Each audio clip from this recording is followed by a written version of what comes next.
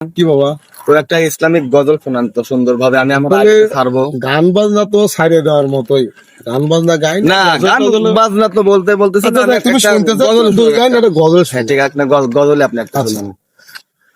তোরা দেখে যা আমি না মায়ের কোলে, তোরা দেখে যা আমি না মায়ের কোলে, মধু পূর্ণিমারি শ্বেতা চাঁদ দোলে, যেন উষার কোলে রাঙা রবি দোলে, তোরা দেখে যা আমি না মায়ের কোলে, তোরা দেখে যা আমি না মায়ের কোলে,